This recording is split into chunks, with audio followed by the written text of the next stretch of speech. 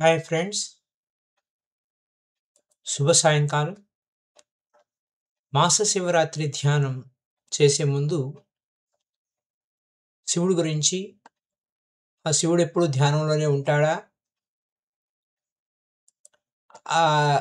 మరి తనదులోని శివుడు తానేలా తెలియడు అనేటువంటి అంశాల మీద, మనలోనే ఉన్న పరమాత్మ మనం బయట ఎతుకుతున్నాము. అలాగే ఉప్పు ఏ విధంగా నీటిలో కనపడదో అలాగే మనలో ఉన్న భగవంతుడు ఎలా కనపడకుండా పోయాడు. మరి కృష్ణుడు భగవద్గీతలో అహమాత్మ గుడాకేశ సర్వభూత ఆశయ స్థిత అన్నాడు. మనలో ఉన్న చైతన్యమే శివుడని శివసూత్రాల్లో చెప్పుకున్నాం ఈ కార్తీక మాసంలో. మరి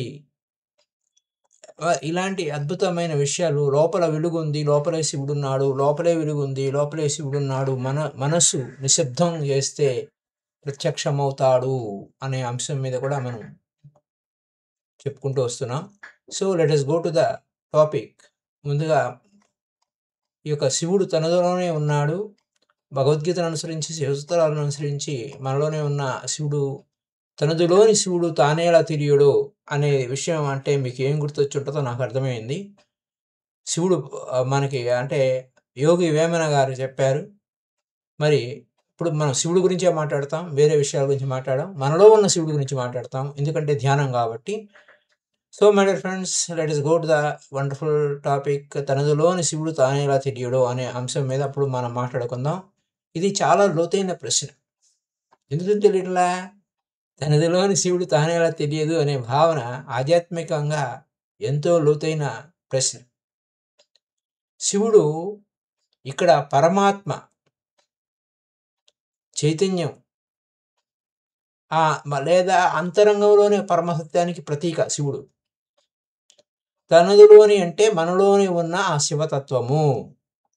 తానేలా తెలియడు అంటే మనిషి తనలో ఉన్న ఆ పరమసత్యాన్ని గుర్తించలేకపోవడానికి గల కారణం ఏమిటి?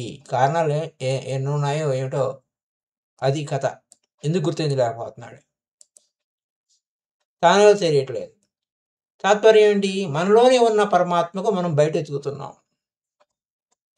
మనలోనే ఉన్న పరమాత్మను మనం బయట ఎతుకుతున్నాము.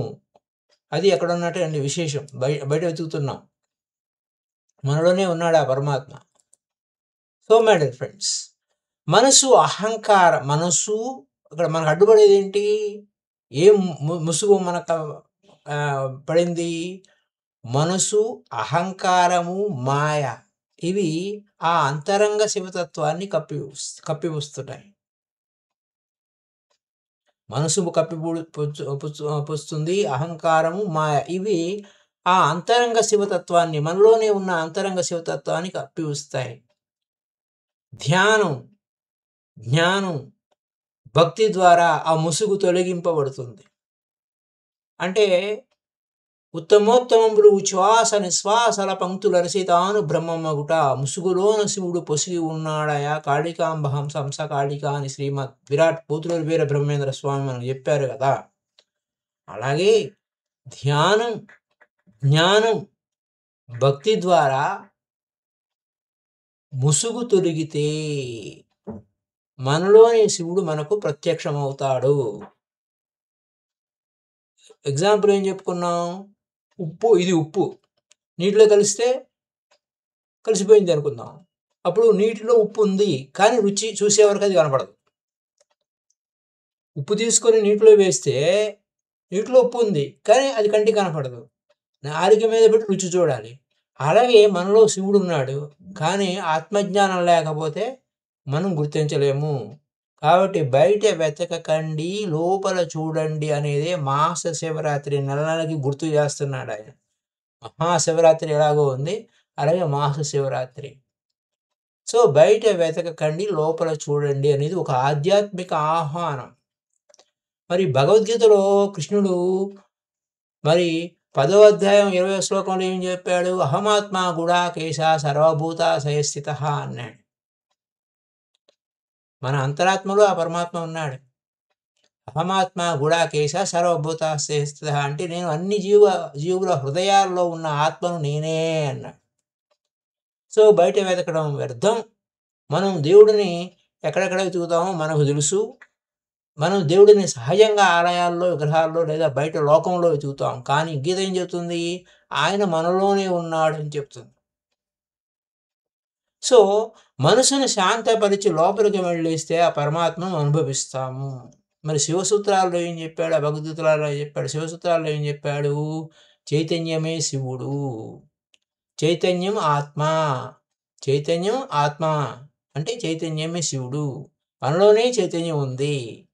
ఆ అవగాహనే, ఆ చైతన్యమే, ఆ అవగాహనే అదే శివుడు. బయట కాదు లోపలే. జ్ఞానం బంధః. మనం ఎప్పుడు జ్ఞానం బంధం అవుతుంది? మనం బయటికి వెళ్ళి వెతికే జ్ఞానం మనల్ని బంధిస్తుంది.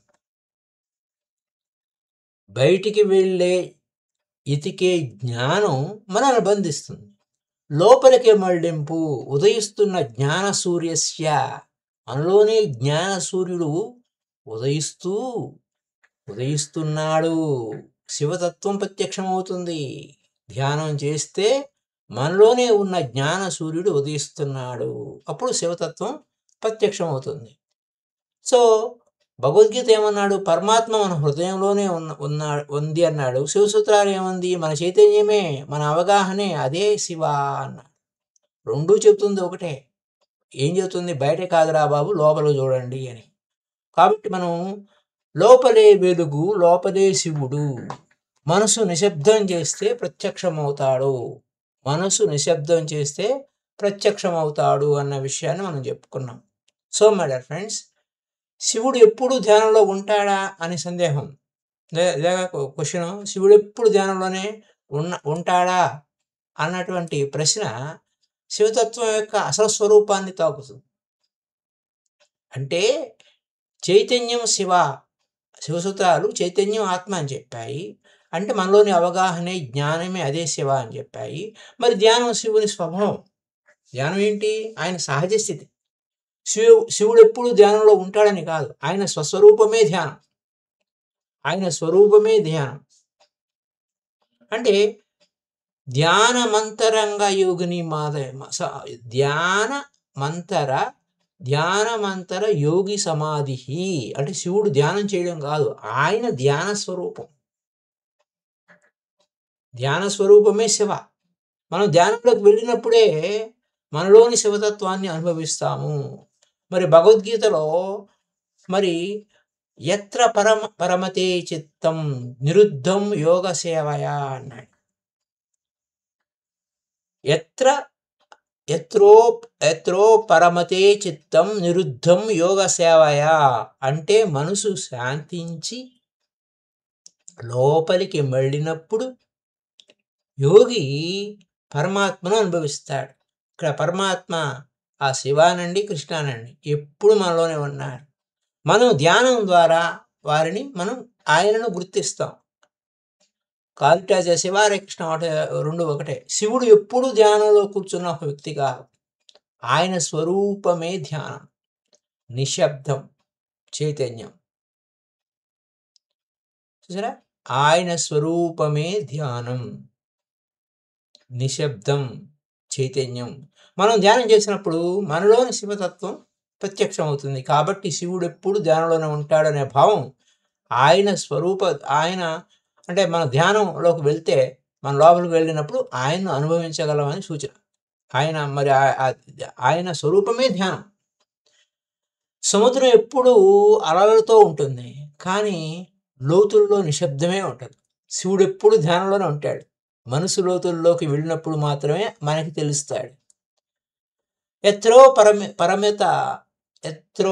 పరమతే చిత్తం నిరుద్ధం యోగ సేవయా అని భగవద్గీత 6వ అధ్యాయం 20వ శ్లోకంలో చెప్పినటువంటి శ్లోకం పూర్తిగా తీసుకుంటే, ఎత్రో పరమిత చిత్తం నిరుద్ధం యోగ సేవయా ఎత్ర చైవాత్మనాత్మానం పశ్యన్నాత్మని తుష్యతి.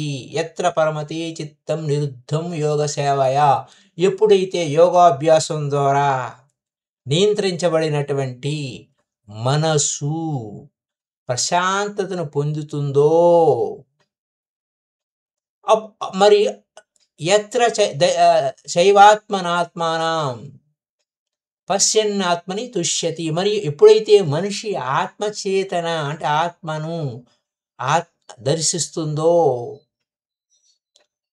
ఆత్మను ఆత్మానం దర్శనం అన్నమాట. ఆత్మానం ఆత్మానం పశ్యతి అంటే దర్శించటం. అక్కడ తనలోనే ఉన్న ఆత్మలోనే సంతృప్తి చెందుతుంది. తుష్యతి. గాలిలో గాలి లేని చోట దీపం ఎలా ఉంటుంది? నిలకడగా ఉంటుంది. గాలిలో దీపం పెడితే దేవుడు అనేది భారం అన్నట్టు ఉంటుంది. గాలి లేని చోట దీపం నిలకడగా ప్రకాశవంతంగా వెలుగుతున్నట్లుగా మన ధ్యాన సాధన ద్వారా మనసులోని చంచలత్వం అంతా తొలగిపోయి మనసు స్థిరంగా ప్రశాంతంగా మారుతుంది. అంటే ధ్యాన సాధన అంటే ఏంటి? శ్వాస ఉచ్ఛ్వాస నిశ్వాసాలను గమనించడం వలన, ఉచ్ఛ్వాస నిశ్వాసం గమనించడం వలన ఆ స్థితిలో యోగి తన స్వచ్ఛమైన బుద్ధి లేదా అంతరాత్మ ద్వారా పరమాత్మను లేదా నిజమైన ఆత్మ స్వస్వరూపాన్ని సాక్షాత్కరించుకుంటాడు. ఆత్మలోనే సంపూర్ణమైన ఆనందాన్ని, సంతృప్తిని అనుభవిస్తాడు. మై డియర్ ఫ్రెండ్స్, శివుడు ఎప్పుడు ధ్యానంలోనే ఉంటాడా అనే పాయింట్ మీద మనం ఆల్రెడీ చెప్పుకున్నాం. చైతన్యం శివుడు, శివసూత్రాలు చైతన్యం ఆత్మ అంటే మనలోని అవగాహన. మరి ధ్యానం శివుని స్వభావం. శివుడు ఎప్పుడు ధ్యానంలోనే ఉంటాడని కాదు, ఆయన స్వరూపమే ధ్యానం. ఆయన స్వరూపమే ధ్యానం. సో మై డియర్ ఫ్రెండ్స్, శివుడు ఎప్పుడు ధ్యానంలోనే కూర్చున్న ఒక వ్యక్తి కాదు, ఆయన స్వరూపమే ధ్యానం, నిశ్శబ్దం, చైతన్యం, ధ్యానం.